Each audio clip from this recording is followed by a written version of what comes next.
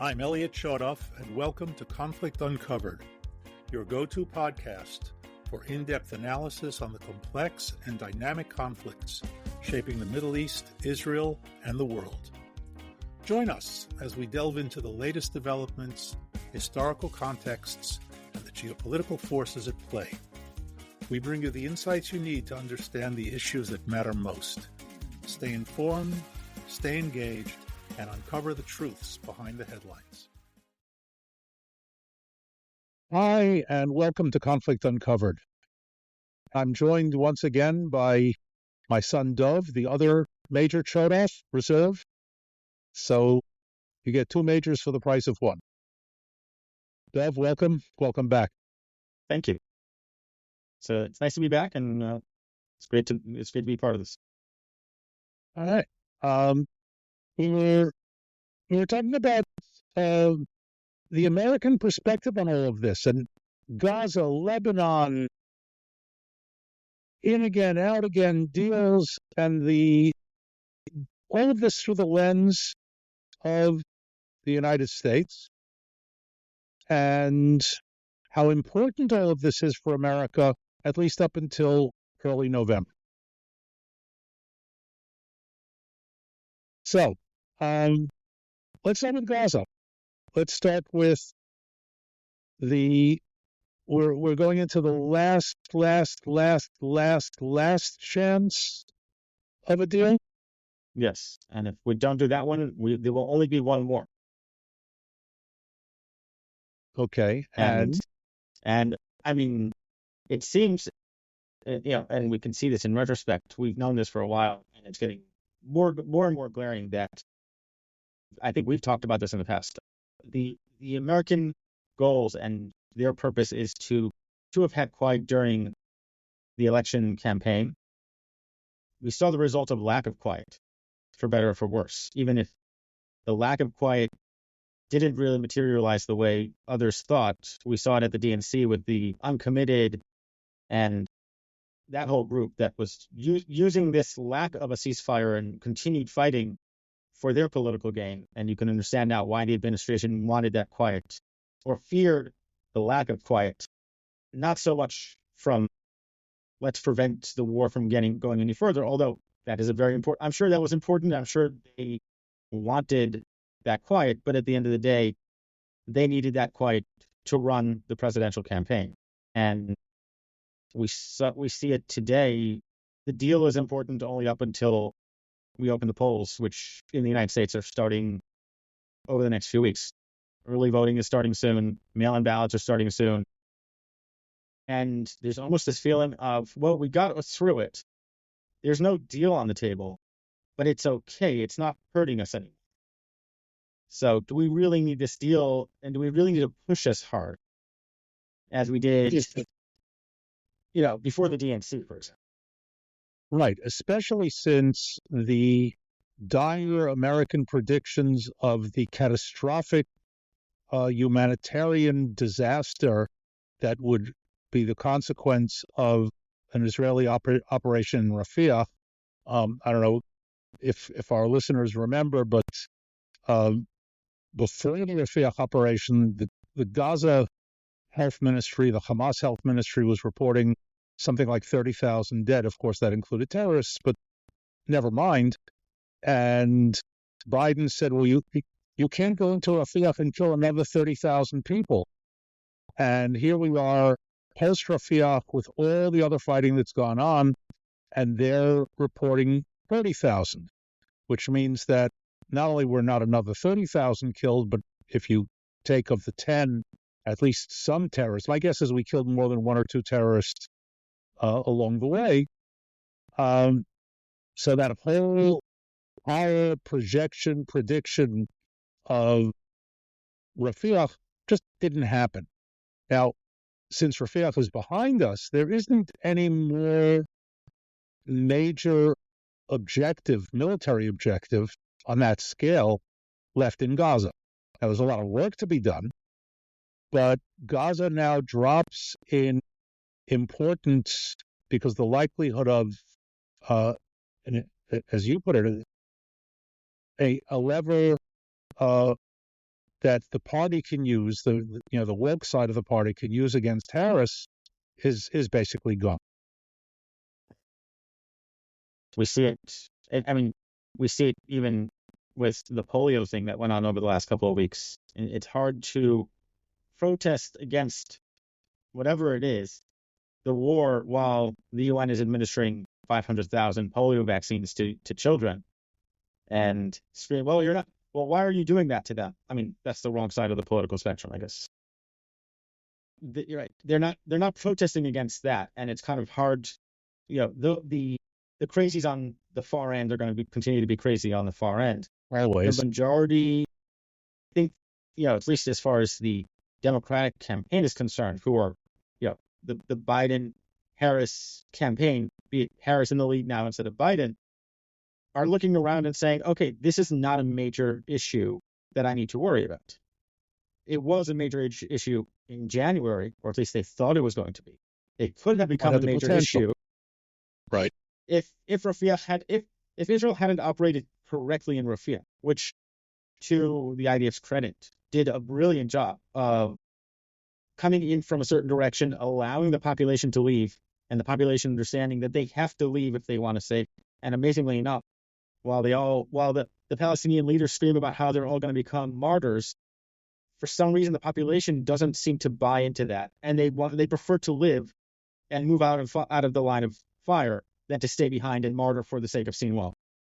And the result is a lot fewer casualties in general, but a lot fewer civilian casualties, which is what we want, right? This is what the IDF wanted from the beginning. And in that sense, once that happened, a majority of, at least on the political front, the majority of people were turning around and saying, okay, they're fighting a war against other combatants. How's that any different than any other conflict? Obviously, it's different because when it comes to Israel, everything's different. And we're going to talk about it on CNN a lot more than we're going to talk about what's happening in Sudan or even in Ukraine, which is in an active war right now with Russia back and forth exchanging territories. But that doesn't even make, the end of it, that doesn't even make the 27th minute of your 30-minute news brief. But at the same time, we're reaching that kind of the end of it where how much more are they going to push to try to get this deal? And more importantly, how many more times are they willing to fail? And I think at this point, failure is worse than not succeeding. Yes, I think that the end the war rhetoric has become part of the kind of the standard. We heard Harris say it again in the debate. You got to end the war, got to get a ceasefire and end the war. And here, I think it's important to repeat, what Hamas wants is not the end of the war. They want the end of the Israeli offensive. They want the war to go on until they win. So this idea that the war ends when if Israel decides to stop and pull out and hand Gaza back to Hamas is fallacy and folly. That's just preparing the next round of the war for 2, 3, 4, 5 years down the road. But the war has such great resonance, Vietnam and Iraq and Afghanistan and all those excursions, for better and for worse, around the world. End the war and bring the boys home. And here, well, the war isn't going to end, and the boys aren't coming home. So, but it still makes for great rhetoric. Right. And so that definitely is a point of conversation, maybe not for today. Where do we go from here from an Israeli perspective? Right.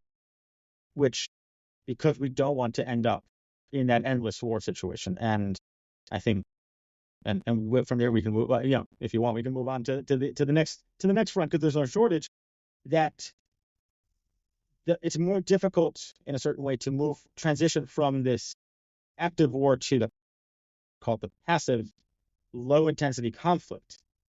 And knowing how to make that transition and knowing how to shift the military to doing it.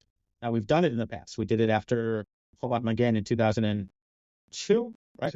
I'm getting correct. And did it successfully in the West Bank. More or less, although we're seeing today that it wasn't quite as successful as we thought, but still successfully enough in that sense. And look, we did it after the 6 Day War in the Jordan Valley. We did it along the Lebanese border for many, many years on both sides against Fatah before 82, and then dealing with Hezbollah until the withdrawal in 2000. And for better and worse, I mean, here a whole different conversation, and the successes and failures of Israeli counterinsurgency, and whether it had the proper strategic objectives. But I don't think there's any question that if we don't completely release the pressure on Hamas, we're not going to see another major eruption out of Gaza anytime soon, as long as we continue to operate there. And operating doesn't necessarily mean sitting in there in any great force, although I do think that holding at least the Nitzarim corridor and having some sort of presence along the Egyptian border, without getting into the details of what that means, are part of that strategy. We don't want to hand it all back to them, but we're no longer in the massive 4 or 5 division heavy assault level of fighting, which is also why I think we're beginning to see a pivot shift to the north, and I think everybody's feeling that. Most people are feeling it. I don't think Nasrallah is feeling it just yet. No, Nasrallah is part of it.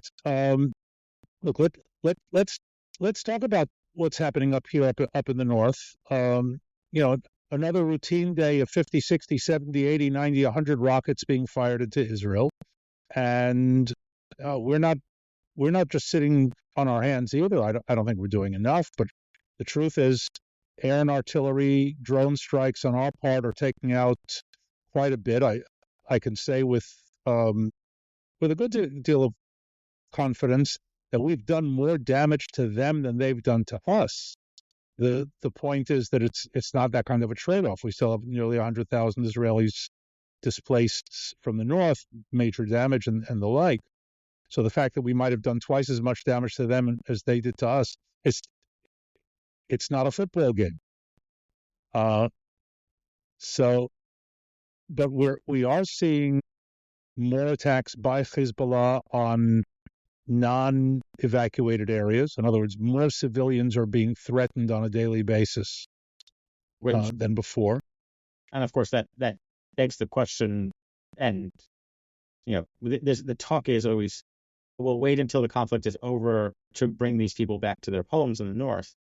But if areas like Nahariya are being hit, areas like Tzfat are being hit, that have not been evacuated, or as the news in Israel is reporting it now, the ones that aren't, rocket was fired at a non-evacuated town.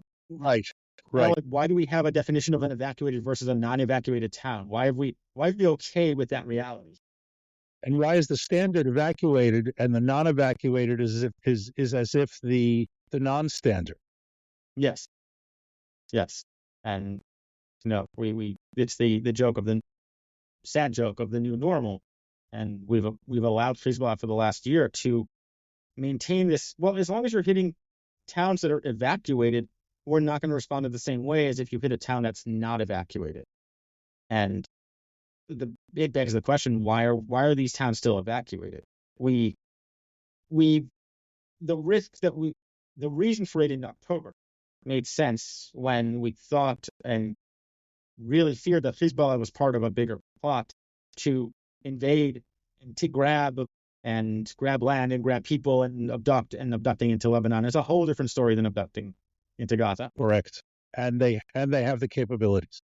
And we know, and they've done it in the past, and we know the results. Right. But even if the risk is not 100% removed, because I don't think you ever remove 100% of a risk against a terrorist organization until you eliminate it, why are we still acting as if it's October 8th and Hezbollah is just about to invade Israel? We've had 11 months to do something about it, even if it's a defensive decision of we're going to fortify, we're going to bring up some troops, we're going to do something up there, which we've done. But the result has still been that people are living either in hotels for the last year or worse, and I've heard this from numerous people, they're going out and renting places because who wants to live in a hotel for 11 months with their kids? Right. And Correct. now, when the day's over, they're not running to go back home. And now what have we Well, done? first of all, many of them don't have hope. That's number one. Number two, no matter what happens up north, the litmus test of whether it's successful is whether the people are going to go back. You can order them to evacuate. You can't order them home. Right. Much as the army might believe that it can do that, it doesn't work that way. Right. And they need to be convinced that it's safe to go home, and not because Amos Hochstein has gone to Beirut and gotten the signature of some Lebanese minister who says, yeah, everything's fine. Let's call it off. And I think that brings us back to the Americans again. And starting with their withdrawal of fleet elements last week, or the announcement that the USS Theodore Roosevelt is being withdrawn, the aircraft carrier, and of course, not just the carrier, it's the carrier task force. The Daniel Inouye, a guided missile destroyer with a tremendous amount of offensive punch that was part of the balance against Iran. And it's my belief they did it as a sign to Israel, we're not backing you on this. Don't launch any attacks into Lebanon because we're not there to cover your back. And of course, the people hearing that message are named Hassan Nasrallah, Ali Khamenei, and the like. And I won't go so far as to guarantee it, but I wouldn't be surprised if the missile fired by the Houthis that calculation was in part because of the American statement. Mm-hmm. We can see the response or lack thereof. We're again 11 months into this. The Houthis are not a threat to Israel so much as they're a threat to the world.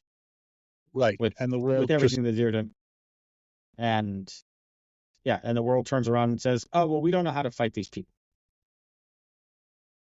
And when Israel responds back after they fire whatever it is that they fired at Israel, a month and a half ago now, and Israel took out their port, the world was like, "Well, why are you escalating?" Right. Yeah, because America's response to the sinking of a merchant ship is, we took out a radar base and 3 drones. Right. Or the fact that they hit an oil tanker and caused a massive oil spill, and for some reason the same people who scream about driving your SUV, don't drive your SUV, have zero response when it comes to an oil spill in the ocean. Not an accident, not because, it wasn't maintained properly. No, it's because this group decided they're going to target a civilian oil tanker and take it out. Not because, it was heading to Israel and it was going to be part of the war, whatever excuse they came up. They didn't even bother. There wasn't even an excuse. They were like, yeah, we just hit it. And we know you're not going to do anything in response. So what do we care? Exactly. And if the Americans signal, we're cutting back our support for Israel by pulling out half of the carriers and additional forces, we see an escalation of fire from Lebanon. I can hear the laughter from Tehran. And paradoxically, it's going to increase the chances of happening exactly what the Americans don't want to have happen. Right. And of course, going back to Azad, it has Sinwar turning around saying, any day now, he's been waiting for this moment for 11 months. That's right. And it's all going to come to an end as Hezbollah rolls over Israel. And at the same time, America once again is sending its envoy to make some sort of deal in Lebanon, because there was a great statement the other day from an unnamed American official. Well, there's no point in Israel fighting a war against Hezbollah because when the war is over, they're going to have to come to an agreement anyway. So why don't they just come to the agreement before the war and save all the aggravation? It's the famous cartoon from a couple of decades ago with, I think it was John Kerry was the character, the American character at the time, was the terrorist holding a thing saying kill all the Jews. He says, can't you just compromise and meet them halfway? That's right. And so And we're just going to get to an agreement at the end. If you could just get rid of half your population now, Hezbollah will be happy. well, you know that it's really only it's a border dispute over 3 areas along the Lebanese-Israeli border. Yes. That's That's the line. really that's really all it is. If you ignore everything ever said or written by Hezbollah and Iran, you can actually believe that. Yes, with a total amount of area that's smaller than my backyard. Pretty much, yes. That's what this war is all about, and it's those stubborn Israelis who refuse to compromise. Right. Why can't you just move? I've seen some of the sketches of the points of conflict, and some of them were talking literally of yards difference. And anybody who really believes that war is justified over that is their that is the reason. That's the real motivation, right? Right. I've got a couple of bridges to sell also if you're buying away. Right. I'm told by some of my correspondents on social media that I shouldn't invoke Hitler because that automatically makes the argument invalid. But ignoring them, World War II erupted over very small pieces of territory that's all he wanted. Yes, and if only the British and the French let him take Poland, it was about the Danzig corridor. If the Poles had only given him the corridor, it would have concluded World War II. Yeah. So it's stubborn Poles. That's why it's Churchill's fault, according to some. Yes, and I mean, had Churchill simply compromised, the whole thing would have balanced out and would have been fine. Because I read something earlier this week by a retired British general from the time, JFC4, who was a rather notorious character in this belief, and he said, it was Roosevelt's fault because had Roosevelt not declared war on Germany, Germany never showed any interest in the Western Hemisphere. Now, if you ignore German operations in South America, and the other inconvenient fact that it was Hitler who declared war on America and not the other way around, it all makes perfect sense. And the same, by the same parallel, if you ignore Nasrallah and everything he says, if you ignore Naim Qasim and everything he says, if you ignore Khomeini and Khamenei and everything they say, it's all about this, little territorial border dispute that all Israelis do is compromise on that and everything's going to be fine. Now, to be fair, ignoring what the other side is saying is tradition when it comes to any negotiations dating back to Oslo. That's right. Arafat signs some agreement in his right hand, talks about peace and doves and olive branches, and then goes back home and talks about how he's going to take over Yaffo and Haifa and Jihad. And Jihad. But don't listen to that part of it. Just listen to what he was saying to the people who wanted to listen, to hear the nice stuff. Right. And here, I don't even think, because Nasrallah's not even saying the nice stuff anymore. And Khamenei is not saying the nice stuff anymore. He never did. Nasrallah, unlike Arafat, was always very, very straightforward. His objective is to wipe Israel out and annihilate the Jewish people. He said so. He said it outright. And he's backed it up with Khomeini theology, which makes sense because he's a graduate of the Khomeini school. And everybody says, well, that it can't really be about that. Right. Right. And this is obviously its own long conversation that we don't have time for today. Not for today. Right. Looking at what is being said or ignoring what is being said, but trying to put it in Western perspective. Yes. And trying to analyze it from Western point of view, especially an American Western point of view. And, and seeing responses, the way Israel responds, when Israel doesn't respond in a Western way, it's, oh my God, how could you do that?